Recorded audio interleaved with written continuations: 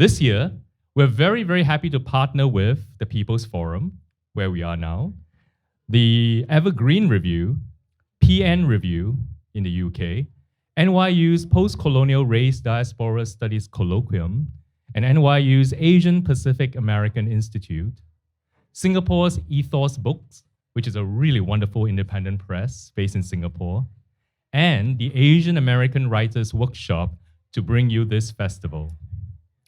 The festival theme is Archipelago Dreaming. As the world becomes ever more interconnected and interdependent, the ideas of the Martinican writer and philosopher Edouard Glissant become ever more relevant.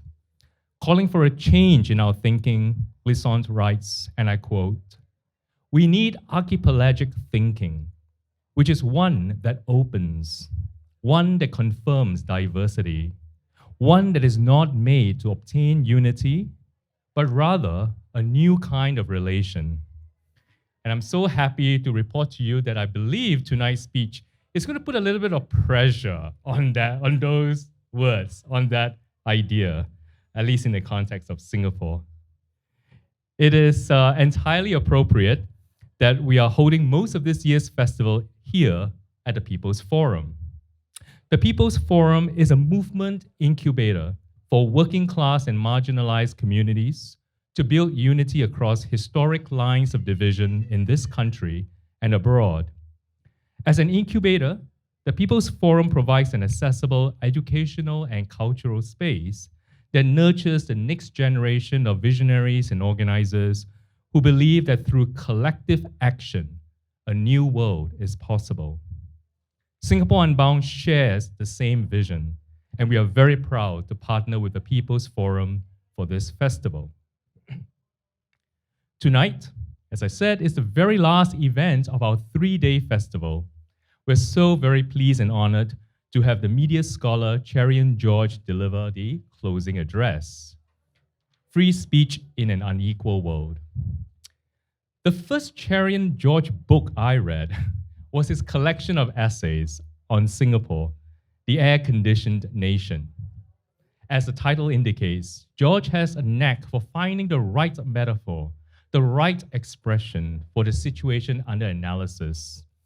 And I'm so intrigued that in the speech that we're about to hear, that he's also going to put some pressure on metaphors, and by extension, the arts and artists, as to whether the arts is truly capable of bringing about change.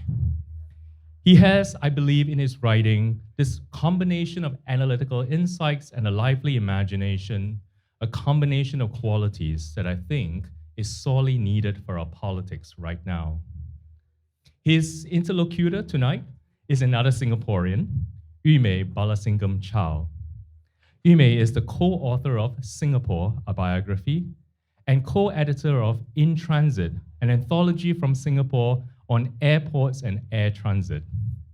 Her short fiction has received a Pushcart Prize special mention, won the Mississippi Review Fiction Prize, and he has been shortlisted for the Sewanee Review Fiction Contest and the Commonwealth Short Story Prize. She has an MFA in creative writing from Boston University and is writing a novel with the support of a 2022 grant from the Elizabeth George Foundation. Originally from Singapore, she now lives in Boston. So would you please put your hands together to welcome Yu-Mei.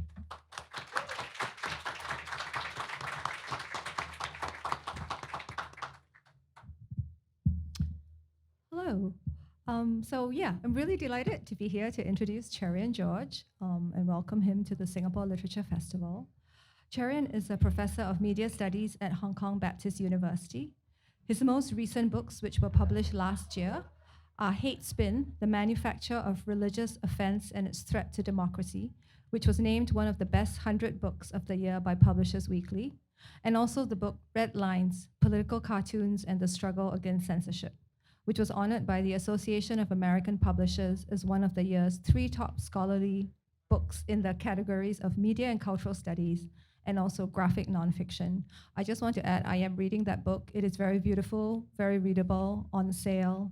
visual cartoons about political cartoons and censorship. I've learned a lot. It takes you around the world with these great interviews. Go and buy. You understand. The other one I didn't read, so I cannot sell koyok. Sorry. Didn't have time. Just taking a step back, if you're from Singapore, you might be familiar with Cherian's work, where he offers a critical look at our very peculiar political system. Like G, I also remember reading his first book of essays, Singapore, the Air-Conditioned Nation, Essays on the Politics of Comfort and Control, when it first came out in the year 2000. And if you will forgive the pun, it was a breath of fresh air. In 2017, following the death of Lee Kuan Yew and transitions in the PAP leadership of Singapore, he published another collection, Singapore Incomplete, Reflections on a First World Nation's Arrested Political Development. And I think the subtitle, Arrested Political Development, gives us a lot to think about. Most recently, 2 years ago, he put together Air-Conditioned Nation Revisited, which, as the title suggests, revisits essays from both books, kind of an archaeology of the development of his own critical thought and responses to Singapore politics over 20 years, how the politics has changed or not, and his own position with respect to that. In his broader ongoing work, Cherian has turned his particular lens on questions of free speech and free expression in Hong Kong, Asia, and around the world. I am really looking forward to tonight's lecture. Please join me in giving a warm welcome to Cherian George.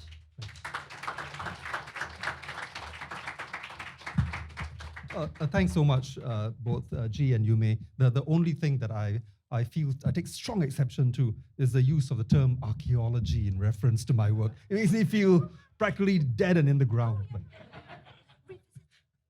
But seriously, I really need to thank G and Singapore Unbound for identifying a meaningful theme for us to sink our teeth into.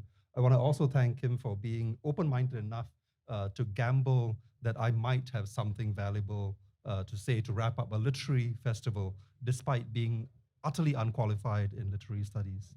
I'm going to avoid saying anything much about how the arts can contribute to archipelagic thinking. I'll confine myself to stuff that I know a little bit more about, and hope that although my frameworks may be quite different from yours, that is those of you in creative writing and so on, or perhaps because of that difference, you will get something out of this talk. So I'd like to focus on the political and structural environment for expression, to remind ourselves that progressive efforts in cultural space need to be matched by interventions in the political and civic arenas. And to illustrate this, let me point out the limitations of archipelagic thinking in the context of Singapore. And I think this is what G was referring to earlier. For those of you who tuned in late to this festival, or perhaps watching this recording in isolation from the preceding discussions, I should recap what Edward Glissant advocates, or at least my superficial understanding of it. The argument is that a lot of damage has been done by placing dominant societies and their identities at the center of our mental maps, at the expense of supposedly peripheral societies. The challenge then is to substitute this vision of a continental landmass, which evokes dreams of centralization and homogenization, with that of an archipelago, whose islands possess their own distinct characters while still connecting with one another. Now, Singapore's geography should make it conducive to this mindset. We are, after all, a small island nation. Singapore's coastline is almost 4 times longer than the maximum length of the island. Nobody on the island is more than 15 kilometers, that's 10 miles, away from the sea. Historically, those seas have always been inviting. In our part of the world, mountains divide, but waters connect, as the historian Anthony Reid has observed. Thus, Singapore has all the geographic preconditions for precisely the kind of archipelagic thinking this festival has been calling for. Cosmopolitan, tolerant, open to exploration, hybridization, and so on. And now the Singapore nation state has always had a small island self-image. It has always seen itself in an archipelagic context. But it has taken this archipelagic thinking in a rather different direction from the mindset that Glissant advocates. While the state has prized economic connectivity and hybridization, Lee Kuan Yew's ideological project promoted political, social, cultural, and intellectual insularity, founded on a deep sense of exceptionalism and insecurity. This is the mindset that's been successfully internalized in the People's Action Party and, I suspect, most Singaporeans. So when Singapore's elite surveys the map of archipelagic Southeast Asia, they are indeed struck by the fact that we are just one island among thousands. But the neighboring shores do not spark curiosity or stimulate connection. Their inhabitants are viewed as economically backward and envious of our gleaming metropolis. This engenders within Singapore a sense of self-satisfied gratitude. There, but for the grace of the PAP, go we. Coupled with the determination to jealously protect our hard-earned gains from less deserving denizens of neighboring nations, who can be trusted only as far as our F-18 combat aircraft can reach. This version of archipelagic thinking, with a deep sense of existential vulnerability, is at the core of the master narrative of the official Singapore story. And this tells me something about the limitations of the archipelago metaphor, indeed any metaphor in political contexts. Now, I should immediately stress, after all, I am the author of The Air-Conditioned Nation, that there's nothing wrong with deploying metaphors in making sense of the social world. And if hardcore social scientists scoff and claim that metaphors have no place in serious scholarship, they are probably in denial about how reliant we are on such figures of speech. In fact, geographical metaphors in particular have been especially influential. Take the internet. We've come to understand this technology spatially, thanks to terms like cyberspace, internet architecture, and walled gardens. One new book explains how neoliberal forces have produced the gentrification of the internet, that's the title of the book, drawing direct parallels with how revitalized neighborhoods have become playgrounds for the rich in our highly unequal cities. Speaking of social inequality, one of the most influential concepts in both legal studies and the social sciences for grasping the effects of inequality, intersectionality, uses the image of being caught in the middle of a road intersection to describe how some people's identities cause them to be hit by multiple trajectories of discrimination. So metaphors have always been powerful tools for us, even social scientists, to make sense of the world. But metaphors have no fixed or essential meaning. They can always be read in radically different ways from what you intend, just as the PAP has a very different understanding of what it means to be an archipelago from, I think, the people at this event. And in this contest over meaning, depressingly for talented individuals within the intellectual creative enterprises, it's not necessarily one's facility with the language, let alone the moral worth of their ideas, that'll carry the day. It's usually those with the most political and economic power whose voices will dominate, regardless of their cultural merit.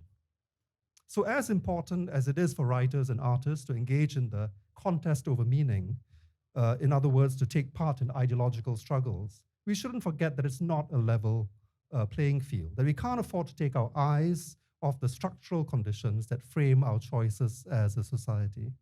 Now, this may be an obvious observation to many of you, but I think it's worth revisiting because of the perennial universal tension within the artistic and literary communities, and indeed within the academic, professional, and other communities, between two very different forms of resistance to power. One type is directly political, deciding that if things need to be fixed, you have to get your hands dirty in the political sphere, engaging the powers that be openly through institutional mechanisms, as well as more contentious methods such as petitions and protests. The other side, who may be equally opposed to the status quo, decides instead on a kind of strategic withdrawal as its form of resistance. They fear the corrupting influence of political involvement. In authoritarian contexts, of course, they also have a justified fear for their personal safety. So they protect their autonomy by practicing their craft a safe distance from the formal public sphere. Among cultural and scholarly practitioners, this leads to ever higher levels of artistic and theoretical abstraction, purity and rigor at the expense of intelligibility. Now, both these positions, the engaged and the abstract, are, I think, populated by equally conscientious and principled people, and their opposing strategies reflect a genuine dilemma about how to live in a world that you in large part disagree with. I respect both positions, but as you may have guessed, I plant myself squarely in the former group as a writer directly engaged in political affairs. Now, I approach the subject of speech and diversity, core concerns of this festival, mainly from the direction of democratic theory and human rights law, both of which sanctify freedom and equality as fundamental values. That's the theory. In practice, there's always been a tendency to underplay the equality bit, resulting in unacknowledged blind spots. The spread of liberalism has always been constrained and corrupted by dominant groups' creativity in confining its eligibility, the eligibility of liberal values, to people like themselves. They were able to say with a straight face that we, the people, are equal, only because they had successfully marginalized large segments of humankind, excluded them from the we. So even as elites starting in the West waxed lyrical about freedom and equality as universal values, they developed powerful moral blinkers, enabling them to deny the enjoyment of those very values to women, slaves, colonized subjects, ethnic minorities, and so on. Fortunately, liberal values have proved to be infectious and could not be contained. So while the French did not intend liberté, égalité, fraternité to benefit its colonies, these values were appropriated by the Haitian Revolution, which deployed the principles of the French Revolution to demolish French imperialism and slavery. Similarly, the anti-colonial movements of my parents' and grandparents' generation in South Asia used liberal values to emancipate Asian minds at the periphery and to rally citizens of the UK and other European powers to give up their empires, occasionally peacefully. But the oxymoronic problem of delimited universal values continues to plague us, of course. Currently, the biggest barrier to the principle of equal human dignity is probably the hold that the nation state has on our imaginations. The Universal Declaration of Human Rights is only 70 plus years old, so its radical premise that every human being possesses equal dignity regardless of where he or she lives has yet to overcome the practical reality that national governments still control the fates of populations within their borders. Even when equality has been formally granted in democratic constitutions, we know that it's been impossible to give it full effect in practice. The biggest source of enduring inequality is economic, but this is reinforced by less material, more symbolic, cultural, and communicative inequalities. The social theorist Jürgen Habermas envisioned a unitary public sphere as a common space where free citizens could deliberate over matters of mutual interest and thus form public opinion. But this appealing and influential notion is fraught with structural problems. Critics like the feminist scholar Nancy Fraser point out that even ostensibly democratic and open public spheres are in reality riven with unwritten codes and rules of engagement favoring privileged groups. And these theorists argue, therefore, that historically disadvantaged communities require multiple microspheres around the macro public sphere, which is inevitably dominated by mainstream norms. My hotel here in New York happens to be in Chinatown, a place that with bak choy and longan sold by street vendors to the soundscape of Cantonese and car horns feels very much like Hong Kong. Yesterday, my wife and I visited the Tenement Museum, which brings to life the role of the Lower East Side for successive waves of immigrants. Immigrant ghettos have enduring importance in modern metropolises.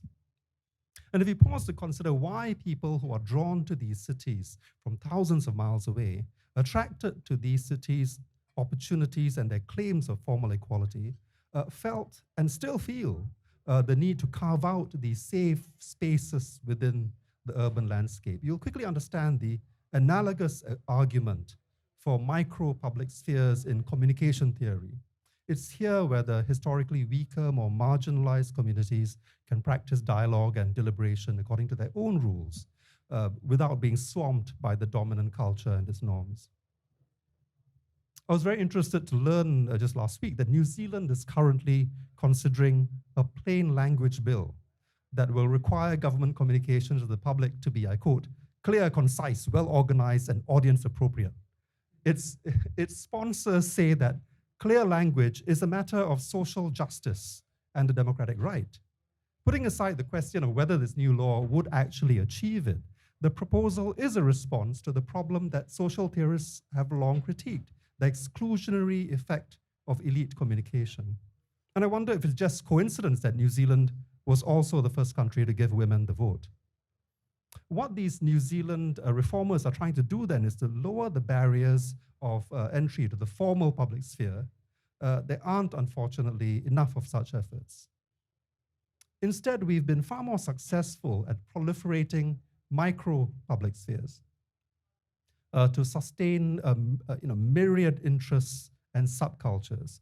The internet, of course, has been radically transformative in this regard, a real boon to groups who want to be able to share ideas and information without having to conform to others' dominant values and interests. I guess Singapore Unbound would be one such community. This is part of a mega trend, a pluralization of communication spaces, and an explosion of people's access to the means of one-to-many communication. This, of course, does not mean that influence, fame, and fortune are within everyone's grasp. It takes resources to develop a sizable online presence. But we all, I think, feel more empowered than ever before, not just to consume whatever we like, but to express ourselves to whoever may be listening. But I wonder if we've grown too successful in developing these micro spaces, such that we've lost sight of the need to reform the formal macro public sphere. Returning to the immigrant ghetto analogy, even though Chinatown, for example, still serves as a vital social function, there was and is never any doubt that it's a transit point. The ultimate destination was full and equal participation in the life of the city and the country. This is partly because you had to leave the ghetto to seize the economic opportunities for social mobility that attracted you to this distant shore in the first place. It was also because the ghetto was always vulnerable to the vagaries of national and city politics. Your municipal services, your public schools, your economic dealings with the outside world, and so on, were subject to policy and law set in power centers outside of your own community. So to protect your own community's interests, you would still need a seat at the big table. You would need representation and voice. You therefore had, perhaps not immediately apparent to people fresh off the boat, but certainly within a generation, a strong personal interest in how city and national politics were conducted. So I think the idea of a self-sufficient micro-public is an illusion. But unfortunately, that illusion has never been more compelling than now, thanks to the seduction of online communities. And I think this mirage, this deception, is a big reason why most people around the world are uninterested in the question of national media and communication reform. To bring this back to Singapore, I'm struck by how unengaged Singaporeans are in national media policy issues.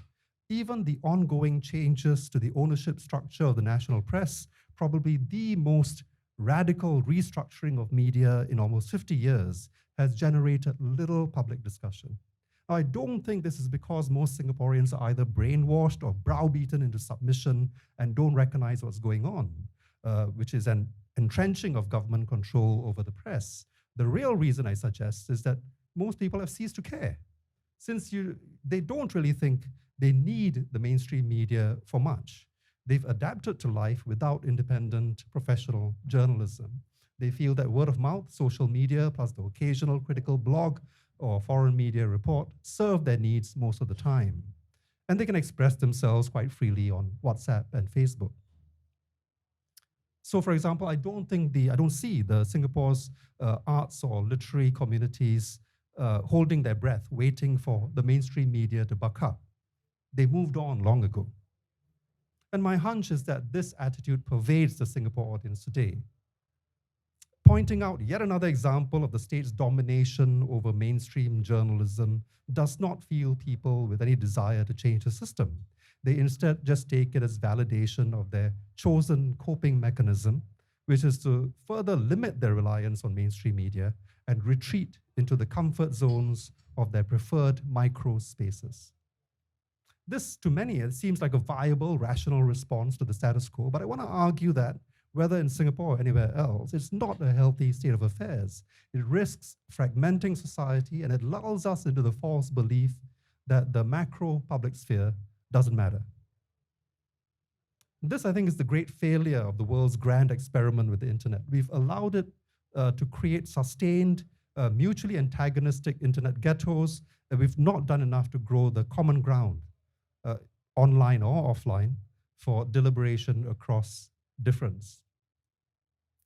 There have been some online and offline attempts to cross social divides, mostly organized by civil society groups and interfaith organizations, as well as arts groups. And I mentioned this because it's easy to be cynical and assume that such bridge building, finding common ground isn't even possible, but we see that it is. These groups recognize that the point is not to erase cultural or doctrinal difference such that everyone sees that everyone else is the same. I don't think that's even what they want. On the contrary, interactions should make people see that we are all different, or more precisely, that we are diversely different, to quote the economist and moral philosopher Amartya Sen. What Sen means is that we are all made up of mixed backgrounds. I, for example, am simultaneously a Singapore citizen, ethnic Indian, a man, a husband, a teacher, an employee, and so on. Paradoxically, being diversely different increases the probability that seemingly different people will have some interlocking identities, which can be the beginning for cooperation and discovery.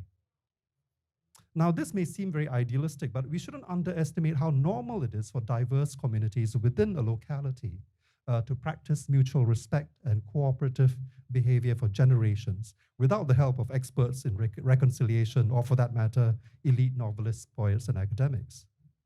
One of the most mind-blowing books I read over the past years, Humankind by Rutger Bregman, who documents the ground reality of sociable and cooperative behavior at the grassroots, and how, in contrast, media have cultivated the myth of a mean world where we can't trust strangers. Social scientists have been guilty of this kind of disinformation too. I'm currently teaching a course in a basement lecture theater of Stanford University's Building 420, which happens to be the home of the psychology department. That very basement in the 1970s was the location of the notorious Stanford prison experiments, a piece of scientific research that was world famous for two reasons. First, it appeared to demonstrate how sadistic human beings can be to strangers with just a little nudge, confirming people's worst fears about sharing this world with people who are not like them. Second, though, much later, this experiment was exposed as a shocking piece of fraudulent research, with subjects manipulated to exhibit inhumane behaviors that the rogue psychologist was intent on demonstrating. His experiment proved impossible to replicate in more controlled settings, and even reality TV shows desperate to conjure up bad behavior among strangers for entertainment value usually needed some kind of manipulation, subterfuge, and creative editing to create monsters out of ordinary people who, quite boringly, just actually wanted to get along.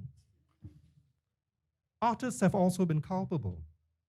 In literature, Lord of the Flies stands out as a highly influential morality tale about what happens to unregulated humans in a state of nature. But again, as Rutger Bregman points out, this is more science fiction than a tale based on real events. One real-life example of boys stuck on a desert island for more than a year found them engaging immediately in cooperative and pro-social behavior. How boring. So in most cases of large-scale inter-group violence that I've read, it has needed sustained external intervention in the form of hate propaganda and agents provocateurs to get neighbors to turn against one another and discard generations of cooperative norms. In one part of Indonesia, now known for Muslim-Christian conflict, these communities once had the practice of helping each other build their places of worship. Muslims would contribute manpower and materials to help their Christian neighbors repair a church building. Christians would contribute funds when the mosque needed repairs, and so on. So there's actually no shortage of models and real-life exemplars if we are seeking to bridge identity divides. Even in post-conflict societies, even in places currently riven by extreme polarization, there are peace-building initiatives, interfaith dialogues, inclusive town hall deliberations, and so on. But the full picture, I think, is less conducive to a sort of kumbaya moment. Is that these most promising developments, from what I've observed, all tend to occur in local, small-scale settings. Somehow they always fail to scale. I've yet to find any instance where the lessons from intimate local settings have been successfully scaled up to the citywide or national, let alone global sphere. When cities and nations grow, and as we globalize, when we're dealing not with just dozens, but hundreds, thousands, and millions of strangers, it becomes much harder, impossible maybe, to find common ground. This is partly because of the level of diversity increases. A larger and more far-flung population is more likely to include people from very different communities. But I don't think that's the main problem. I think the biggest challenge is that in anything larger than a small town, it becomes impossible to develop enough organic and informal human-to-human connections that enable us to overcome divisions. The informal and implicit speech norms that are enough with smaller communities somehow need to be formalized and codified when you scale up. And agreeing to such rules is by definition a political exercise. In situations of high anxiety and low trust, not only the proposed rules, but even the rules by which rules are written become highly contentious. And if these politics are already organized along the lines of cultural identity, like race or religion or nationality, then that's how we will look at ourselves and others in these more large-scale negotiations. Furthermore, in the macro political sphere, we rely on representatives to protect our interests and to negotiate on our behalf. And you can bet that the spokespersons and organizations representing various communities, no matter how noble they may seem, even if they're not inherently corrupt, they will develop a life on their own and interests of their own. And one of their core interests, of course, would be to perpetuate the salience of those very identity categories that we're trying to overcome, so as to ensure their continued relevance as leaders. A tendency most clearly seen in how ethnic-based political parties in the former British Empire have proven impossible to transcend.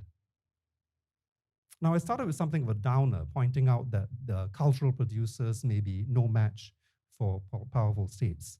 Yet it is to cultural producers that we must turn to help us create the change we need. The best antidote to polarization and hate is the deep awareness that we are diversely different, that we are all made up of multiple overlapping identities. It's this awareness that exposes as implausible and ridiculous the us-them binaries that self-serving agents of identity politics want to promote. In the modern city and nation state, it's impossible to develop close relationships with enough strangers such that we see different communities as more than cookie-cutter stereotypes that we've inherited. For better or worse, stories build up the frames that help us make sense of the social world and our place in it. And I think writers and artists are uniquely placed to shift these frames for us. Thank you.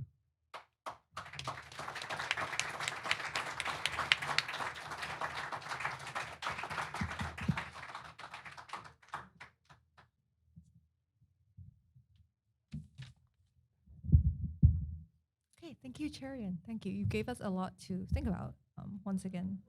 Um, so I was going to ask one or two questions, picking up on the points that Cherian just mentioned in his address, and then we will open to the floor. I'm just checking the time. Oh yeah, we'll open to the floor for questions. Um, yeah, I was really intrigued from the point that you began about uh, the fact that Glissant's idea of archipelagic thinking is looking at linkages and connections and looking out beyond your own island and recognizing that other islands are different, but we can together, have these commonalities and so on. And I'm wondering what you think it is possible for either individual Singaporeans or groups of Singaporeans to do to reorient themselves away from the PAP's insular, more like silo mentality. Yeah, I mean, it's difficult because, I mean, as I said, it's not a level playing field when you're engaged in what is basically an ideological struggle. But, one of the most heartening things that I've seen in recent years, and maybe one of the high points was paradoxically the bicentennial celebrations, for example. The number of, well-read, better read Singaporeans than me, who came out to what seemed like out of the woodwork. And there's just so many smart Singaporeans who were able to challenge, the multiple myths that the PAP have constructed, including some in this room, by the way. I should, and maybe this is your cue to take over. Really, I think a lot of that action is happening within history, yeah, as well as within the arts. I think these are really at the forefront of exposing a lot of the official narrative as really nothing more than propaganda. It's very selective reading of history. So I'm excited by that, and I think my guess is that it is going to be much harder to persuade the next generation of Singaporeans that our history, and in particular our relationship with the region, is as described in the official version. Yeah. So there's, for example, much more interest I detect in today's young in the ideas of our Malayan roots than there were in my generation, for example. Yeah. Well, maybe connecting from then, the other point that I was mulling on, you talked a lot about microspheres and the internet in part facilitating ways for people to find subgroups and subcultures and so on, places where they feel safe, comfortable, explore different ideas. But then at a sort of larger social point of view, thinking about pure withdrawal is not healthy, right, for society. And then like, how do we coax people out of microspheres into the macro public sphere? But then I was also thinking, what if the central authority in the public sphere, whether Singapore, Hong Kong, those kinds of societies, they don't actually want to let you into the public sphere because they want to control the terms of engagement in the public sphere. And so like if you're, various small groups, like even in Singapore, different groups, like you said, people who might be interested in different ways of looking at history, or I'm thinking of particularly, say, young activist groups, very forthright and clear thinking about the need for aggressively addressing climate crisis problems. But if the central authority in the public sphere doesn't want to let you play, that question of power that you started with, right? Like how, yeah, thinking about that tension. Yeah, no, I think it's a genuine dilemma, which is precisely why I say I respect both positions, because of course, as I said, I mean, I'm of the view that you need to engage, even if chances are slim, and even if that invites attention that you don't necessarily welcome. Somebody's got to do it, and I hope more Singaporeans do. But then, if you're realistic about it, you look at what are the outcomes of that engagement, and it can go south in a number of different ways. It can be simply unsuccessful and extremely frustrating and joyless. It can get you in trouble, right? But it can also, in many cases, it leads to co-optation. Yeah. Because you engage the powers that be recognize that In fact, they don't see you as an ideological troublemaker. You want to make a difference, and then they create avenues through which you can tell yourself you are making a difference. You are contributing to the dialogue, and therefore bit by bit you join a committee, you join a consultation group, and then next step you get invited to tea. You're invited to help MP with their constituency affairs. All of that could be entirely noble. It's nothing. I'm not saying there's anything wrong with it, right? But in many cases, it's a slippery slope that, and after a while, let's admit it, power is very, very seductive in any country, and if you're not careful, it means that the seduction of access comes to matter more than your original goals and ideals. Yeah. And it is very difficult for you to even make that assessment as to whether you are, in fact, giving up too much. Yeah. In fact, I would say it's impossible. How do you, in that position, it's you. I mean, how do you decide whether you are, in fact, compromising too much for the sake of access, when in fact that access is helping you do stuff, helping you do good, right? Do you surround yourself with enough people who can tell you to your face, your good friends, right? People who love you, who can tell you, hey, by the way, I think you're selling out, right? Not all of us are blessed with that kind of friends who can tell us, yeah? So it's very, very difficult. But of course, I would say that the other side, the other approach is equally fraught. Yeah, you can choose purity. Yeah, you say, okay, I'm going to have nothing to do with power, and many artists have chosen that tack. I'm going to work for my art. I'm going to be true to myself. That's my main goal in life, to be true to myself. That's going to be my moral compass. Are you really just working for your art, or are you just basically a coward, right? Are you simply abusing your given talents? I mean, you've been given extraordinary talents in writing and art and so on, right? Are you sure you're just not using this for yourself, when you should be using talents for other people who don't have it, right? How do you know? Right? And again, I think you need people around you who can tell you, you bloody coward, get off your backside, sign that petition, join this group. There are activists who need your support right now. Come out of the closet and help them. Yeah, don't worry so much about the purity of your art. These are, I think what makes it so difficult to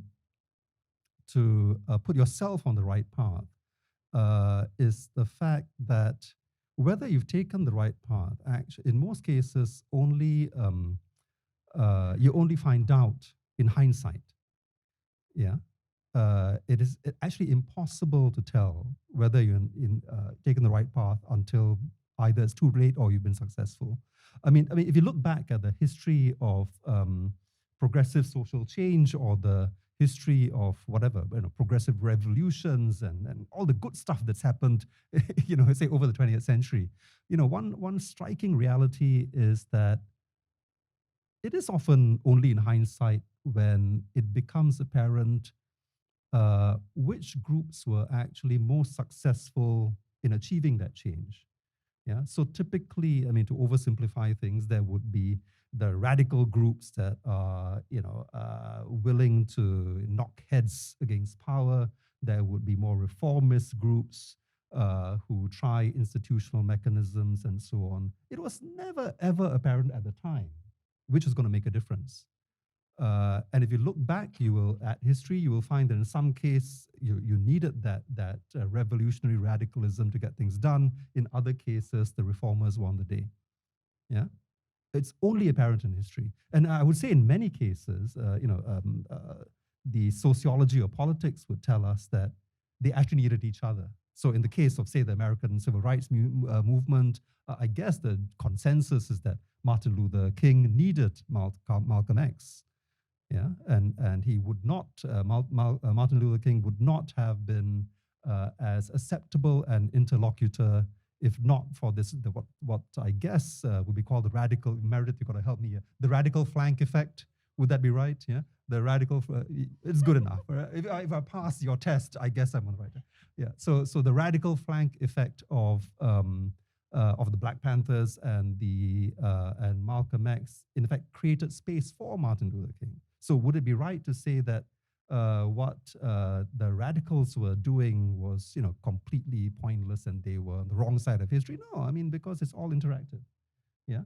So that's what history tells us. It's bloody complex. So if only history, and even then, I mean, history is so you can read different things into it. So how in the world are we supposed to decide what to do with our own lives, right? Which parts to take? Yeah. So stepping back, if I put myself in the shoes of just wanting good things to happen in my society and others, what conclusion can I come to? My personal wish is that everybody tries something based on their conscience and let's see what works. I'm not going to judge one side for being too conservative or another side working, being too radical. Who knows what will work? But let's hope that everyone who's trying to do something does it, in good conscience, genuinely believing that what they're doing will make a difference. And let's see, which of these experiments actually works out. Okay, so if I could bring it, what you've just said, in relation to your own recent work, thinking about the book Red Lines, about political cartoons, which on the one hand is about how political cartoonists around the world have adopted different strategies and been the victim of different social forces. And this question of, where does the artist reside, right? It comes back to that question of what you were raising about, does an artist make art for its own sake or what kind of engagement with society? And then your book, Red Lines itself, being on the receiving end of Singapore's government saying, we're not going to have it be distributed here in this form because we do not permit this discourse, basically. We don't want to engage it, and we don't want Singapore society to engage it, right? How do you feel about that intersection of all those things and your own, this Yeah, I mean, project I mean, the book, which as you kindly mentioned, is on sale at the back. Only about 5 copies, so you better rush. Right. It was a way to teach myself about censorship around the world, and so it's more a book about censorship than about cartoonists. It just so happens that political cartoons are a great way to study censorship, partly because political cartoonists are extremely generous with their time. Most people don't bother to talk to them. They're kind of lonely individuals. And nobody's ever asked them, right? I mean, people always assume that the cartoon speaks for them, right? But these are intelligent, sharp people who have a lot to say. And, you get wonderful interviews with, cartoonists from 5 or 6 continents, right? Depending on whether you count Australia a continent. But this dilemma that we were talking about earlier, I mean, certainly you see it in the work of some of these cartoonists. So if I could just use one example, China. What do the Chinese cartoonists do now, right? And the book profiles one cartoonist who does very direct work, right? Including after leaving China, he portrays Xi Jinping as Darth Vader and that kind of thing. Tiananmen, the works, right? He of course had to leave, right? So he's in exile. He works for Voice of America for the website based in Washington D.C. and his work is very, very direct, directly engaging. Another cartoonist, not at all well known outside of China, chose the opposite route. Unlike many of his fellow professionals, he has not given up on political art, but he's been forced to become much more abstract. He refuses to explain what his art means. But you can tell there's something powerful in there. And his followers, his online followers know, kind of get the message, but difficult to pin down. So who's being truer to their craft, truer to politics? The exile who is free to do very direct, hard-hitting art, or the one who chooses to stay. He's involved in sort of teaching cartooning to the next generation, much more nuanced work. Probably just if you look at purely at the artistic value, I think Wang Biao, who stayed in China, is clearly a kind of a superior, technically a superior artist. So that's the kind of dilemma that cartoonists in authoritarian contexts, as well, of course, writers and others would face. Regarding the censorship of my book, it was, I mean, the reason why it turned out not to be censor-proof is because the book was published in the US, and I very much had the American norms, publishing norms, as well as censorship norms, which is no censorship, in mind when Sunny Liu and I did the book. It's kind of, it's hard to imagine that, right? But even though we're both Singaporean, we kind of forgot about the Singapore market, and this wouldn't be appropriate for the Singapore market, but that's what happened. The one thing that I'd want to correct, though, is that you said that the government didn't want anyone to read it. Not quite true, and this is where it gets interesting, because the way in which Red Lines was banned, in a way, I mean, although it was kind of bad news and very, very, sad for myself, depressing that it got into trouble this way, but it actually proved one of the main theses in the book, which is that a lot of censorship controversy is actually symbolic, right? And I'm, in fact, partly as result of this incident in Singapore, I've had the opportunity to think deeper about it. And I'm working on a theory of performative censorship. Yeah, that there is censorship that is instrumental. In the same way that certain signals can be instrumental. And my favorite example is a traffic light. A traffic light has no symbolic value other than tell you to stop or go. Yeah, that you can't read deeper into it. Censorship is not like a traffic light in many cases. It's not really about stopping people from reading something or from consuming something. It's about making a statement. So in this case, it's very clear to me that the Singapore government chose to ban Red Lines to make a statement, not to stop people from reading it. And the statement they wanted to make, of course, was that Singapore has zero tolerance for anything that can be construed as religious offense. Even if the purpose of the book was actually to discuss it rather than to promote religious offense. Yeah, so that was a statement they want to make. Why am I so convinced that it was a symbolic move rather than instrumental censorship? Because only that would explain why there are so many loopholes in the ban.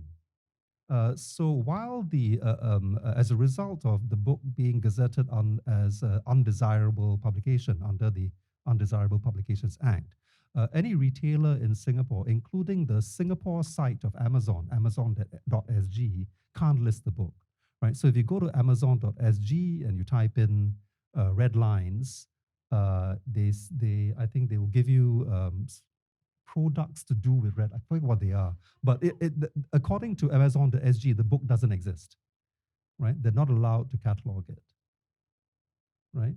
So as a Singaporean who wants the book, what do? You go to amazon.com or Books Depository and you can order it. Could it really be that the regulators in Singapore don't know the existence of amazon.com or Big Book Depository? Well, of course not, right?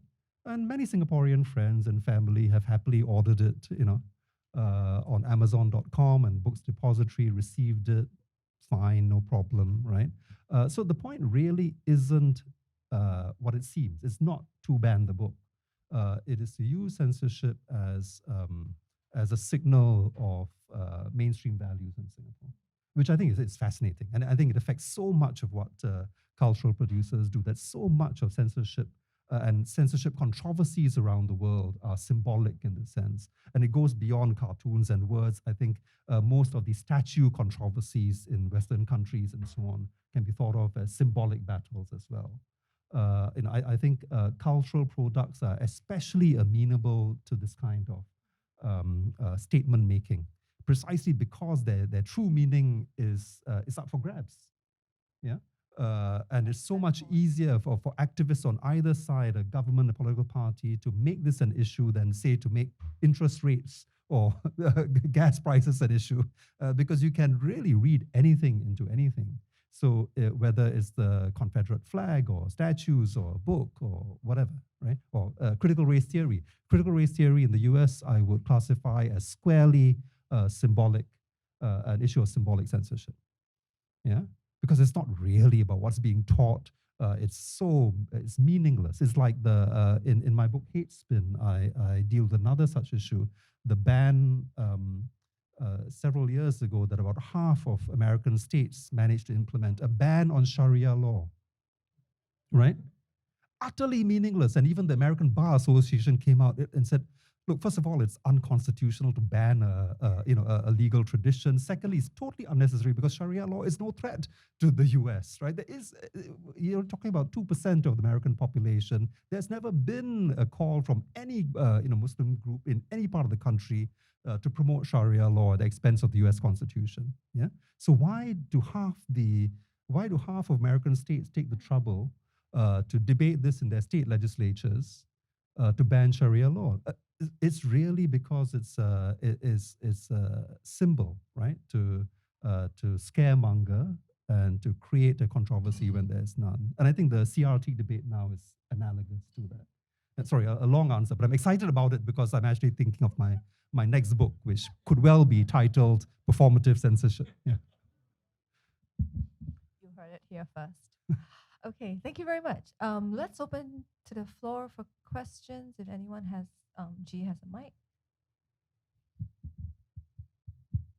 Hi there. It was a great talk. Thank you. Oh, hi. My name is Sean Sim, and I reside here in New York City. I'm from Singapore originally.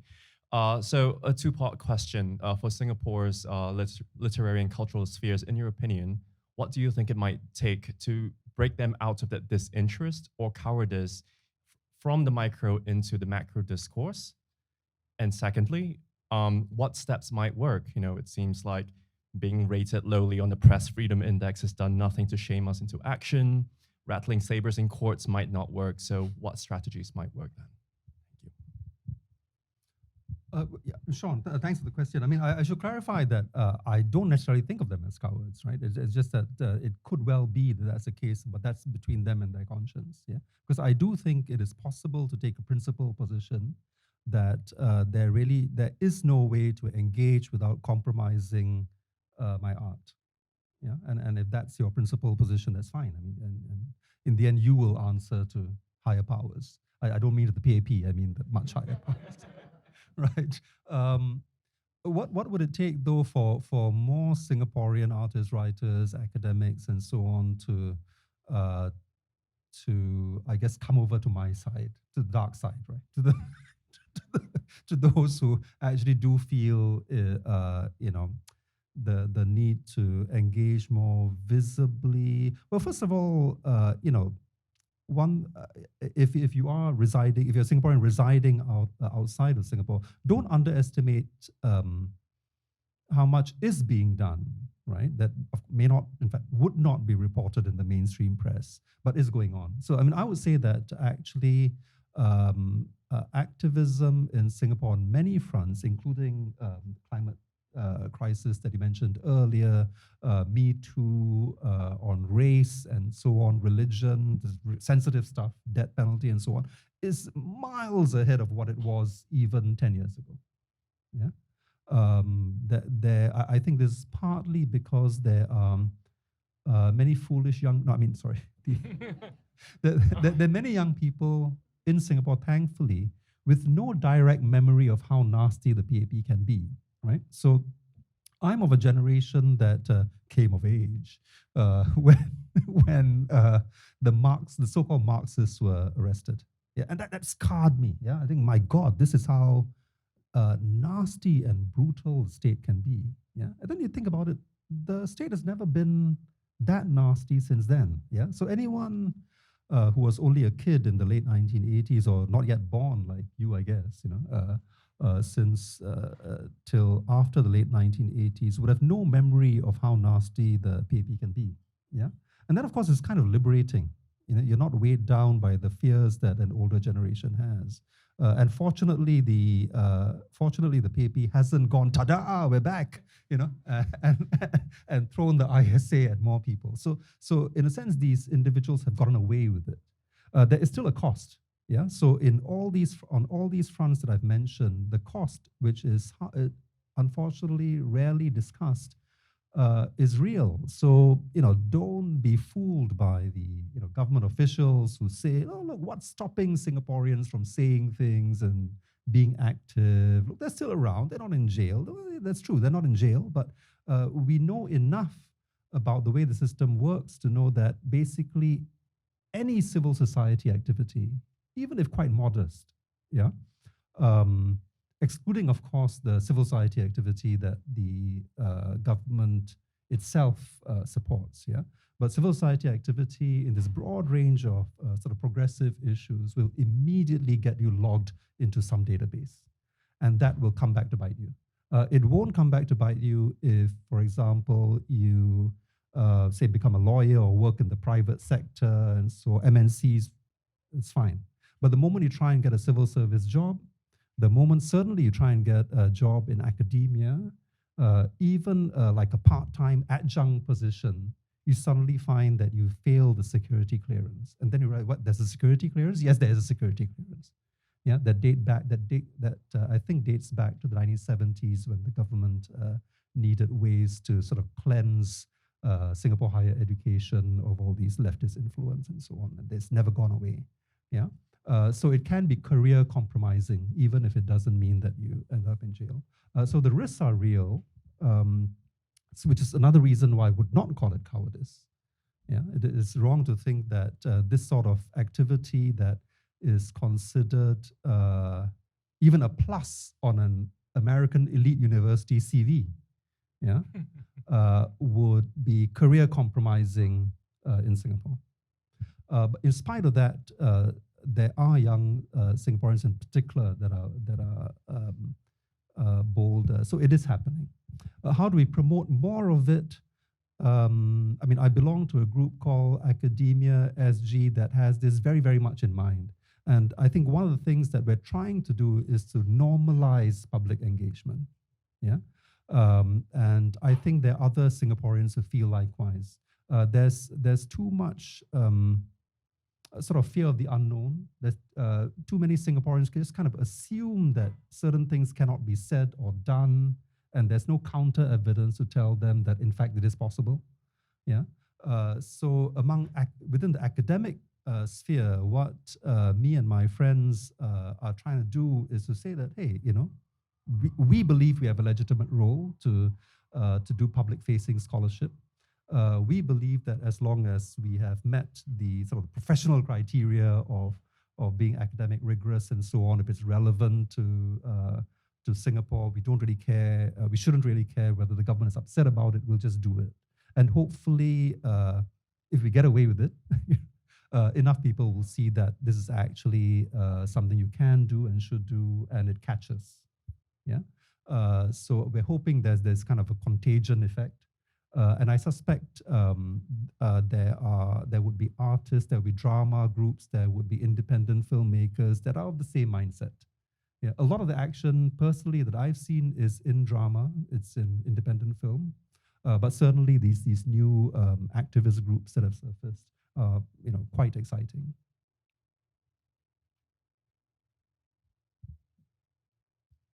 Does anyone else have one hand?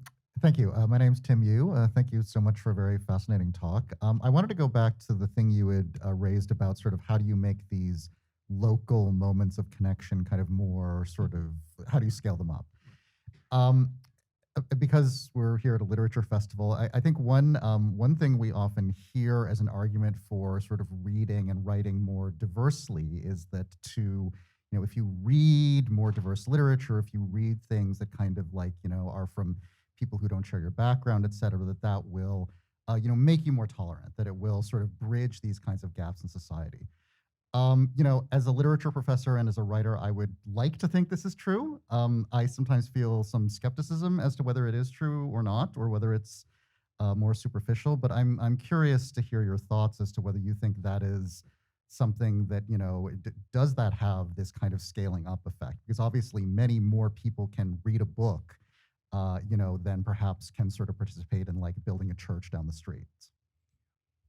Yeah, no, thanks, Tim, for that great point, and that's precisely what I mean. I was in brief trying to get at, and but I think you've put it more clearly that even if these projects, right, these bridge building projects that involve face-to-face communications don't really scale, it does seem that the secret weapon is literature, film, and so on. Yeah, because that vicariously allows you to be suddenly part of a much larger mind, a much larger world. So yeah, I do think that probably is seems to be the hope for humanity, but no pressure, no pressure on you. But the uh, it must be the case, yeah. And I think it's great when educators feel that. My sense, I don't I don't have kids, and it's a long time since I was in school, so I'm not even sure what is taught in literature in Singapore schools. But my sense is that there are a lot of literature teachers and humanities teachers generally, history and so on, who share that view. Yeah, and certainly around the world that must be the case too. Yeah, that a strong sense among educators that this is the bridge. Yeah, you can't introduce people physically to all the people you need to introduce them to, but you can do it through the written word, through film, and so on. Yeah, I'm really curious about this, but there must be expertise on this particular subject elsewhere in the room. So if anyone wants to contribute their take on this idea, I would love to hear it too.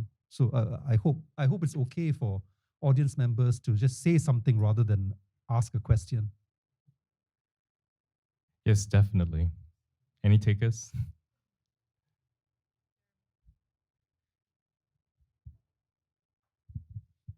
Thanks. Hi, I'm Jeremy Tiang. Thanks for a very provocative talk. I'm wondering about the role of power in the finding of common ground, particularly in Singapore, where the dominance of the official narrative has crowded out almost all other voices.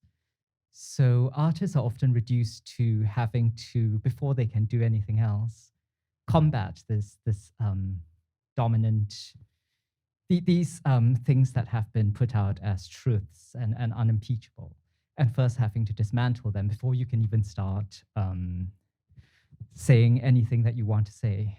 So when you start from such an unequal standpoint, I'm just not sure that it is possible to find common ground because the playing field is so tilted in one particular direction and has been for such a long time.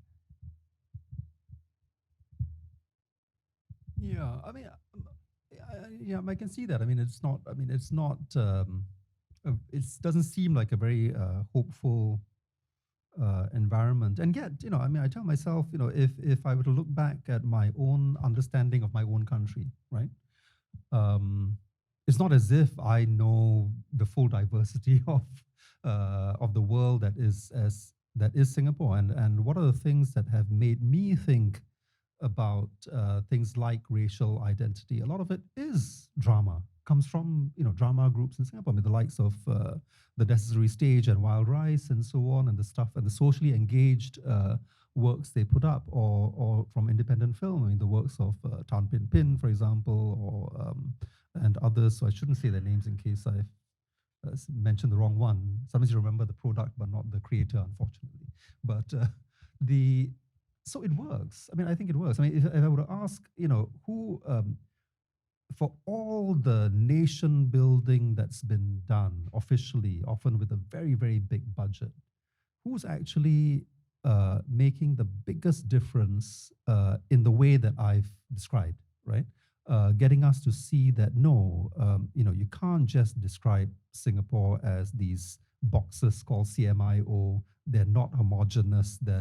Singapore is a deeply hybrid place. You can't just assume that people are going to behave one way just because of a certain race or religion and so on.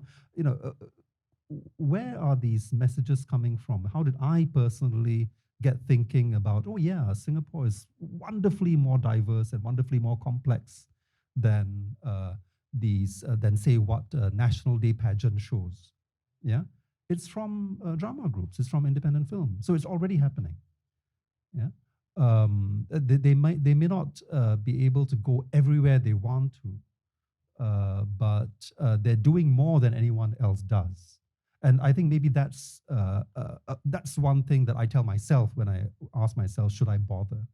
Yeah, the question is not, can I achieve 100% of my political goals or my vision if I have one? If that was the question I asked, I wouldn't even get out of bed. Yeah, I simply ask myself, am I in a position to do a little bit more than anyone I know on this particular front? If I am, then I do it. And I suspect that's how a lot of artists, socially engaged artists, think about their work. They're not waiting for sort of green lights all the way. They're not waiting for the road to be wide open. They see an opportunity to make a little bit of difference and they do it.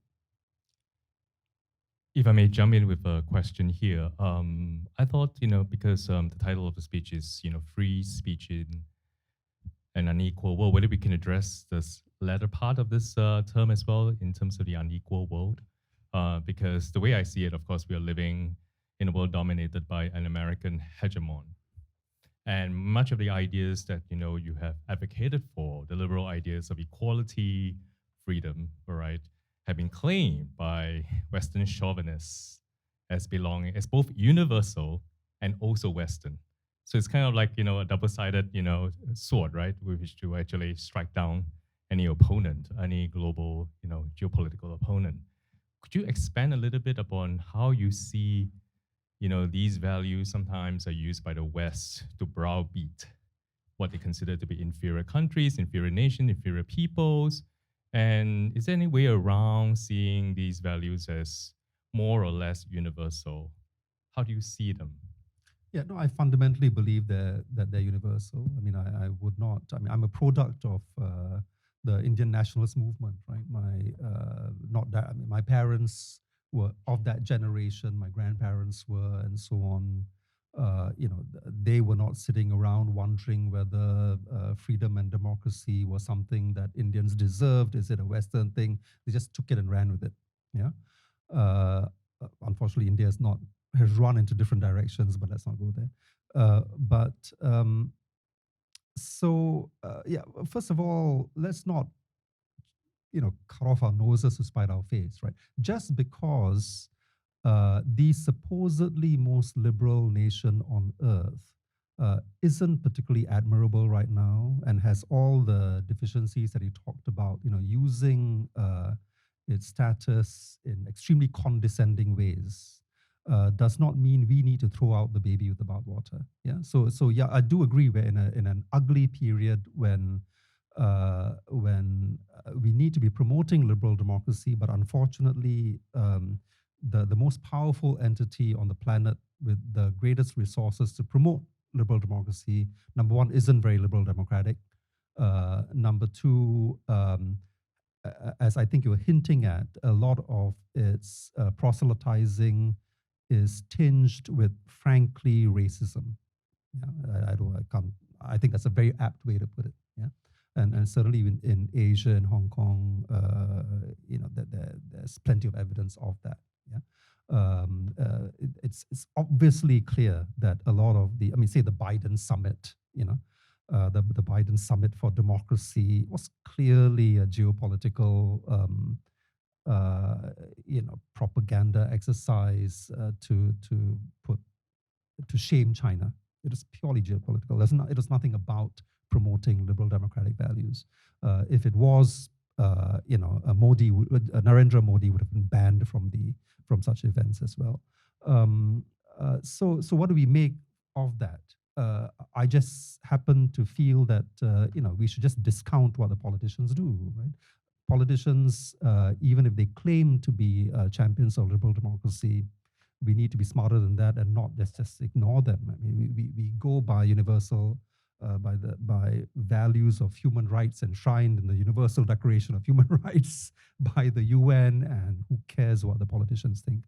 But I'm sounding I'm making it sound, of course, easier than it is, because I mean I do agree that the conduct of the West on many of these issues is actually making it very, very hard to be a liberal.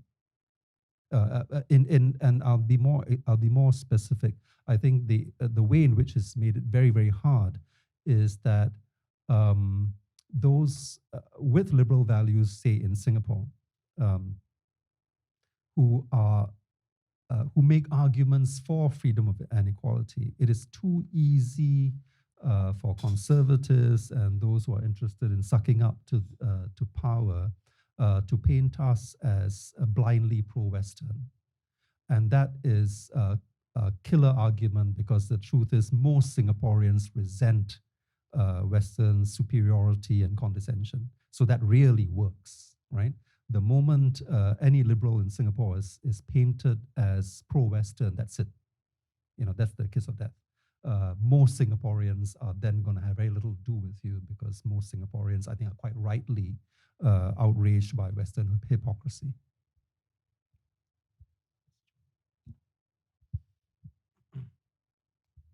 I had a question that if we can agree that the spread of liberal democracy is broadly a positive thing, but if the United States is neither in a psychological or political position to actually do that, where does the leadership from that come? And I don't mean sarcastically, rhetorically. I mean, who do we look to do that now?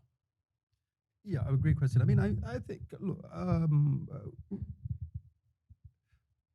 there are other sources of inspiration. I mean, first of all, I would not, you know, as I tried to suggest, it may be a mistake to look at countries, right? You look at ideas and scholars and you know, artists, and it needn't be at the nation state level.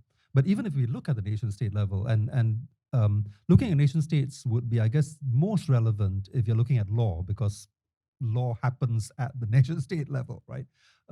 And if you want to look in my area, in media law, for example, is the US a great example of the kind of media system that the world should have? Absolutely not. Absolutely not. I mean, it's not even the freest. I was just telling my students last week, where does the US rank in media freedom? It's 40 something now. Yeah. It's who should we be looking at? The Northern Europeans seem to understand what a good media system should be about. Yeah. So look at the Norwegians and the Finns and the Swedes and the Dutch, and as well as the Germans and so on. Yeah, I mean, they have good, for example, well-funded public media systems. Yeah, that so I've been in the US for a week, and I still can't get over the fact that, you know, public media are so important.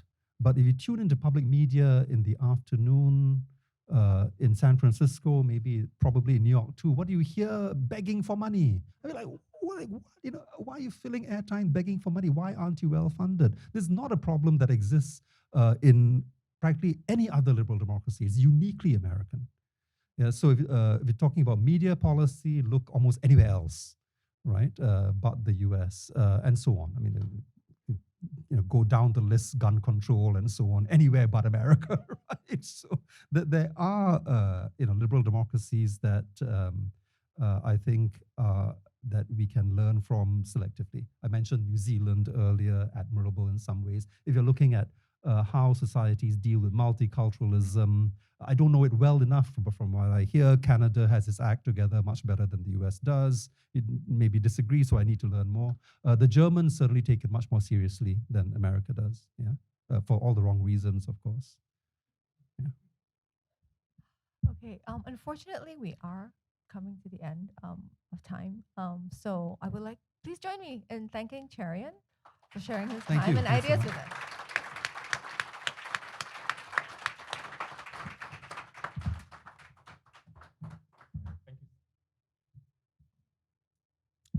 Thank you so much, Cherian, for what a member of the audience describes as a very provocative speech. I think you give us much to think about. And after this, you know, please feel free to come up to him and continue asking him questions.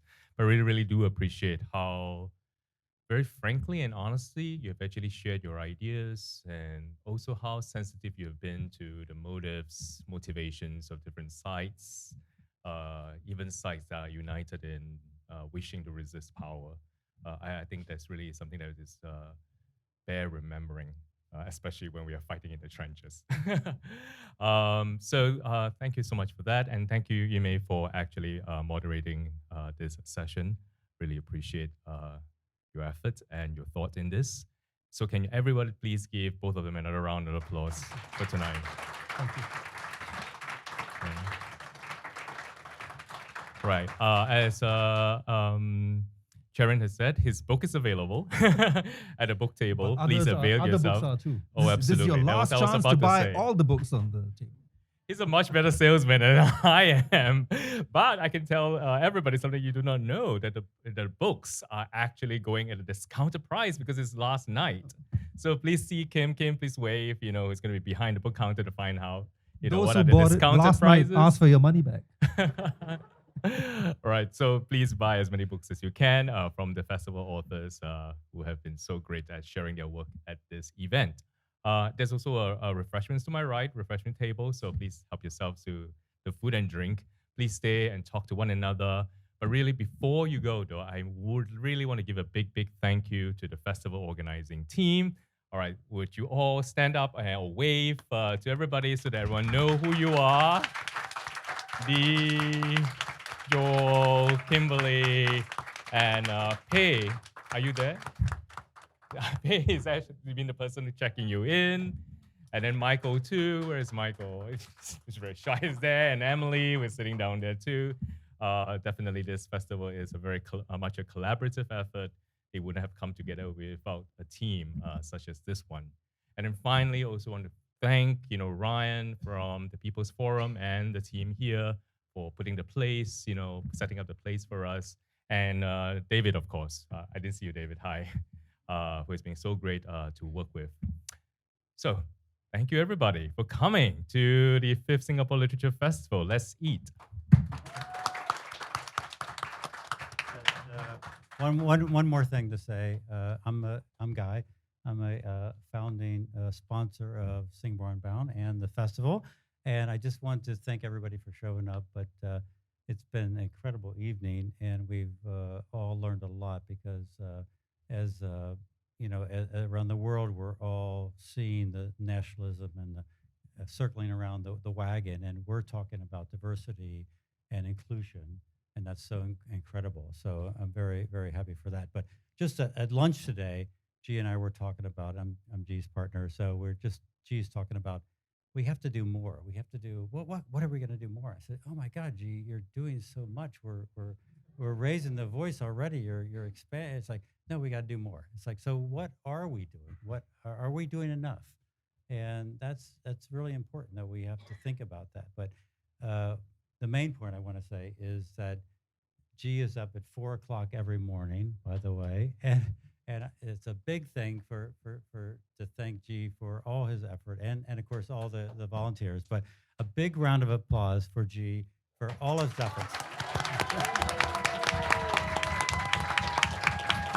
Thank you very much.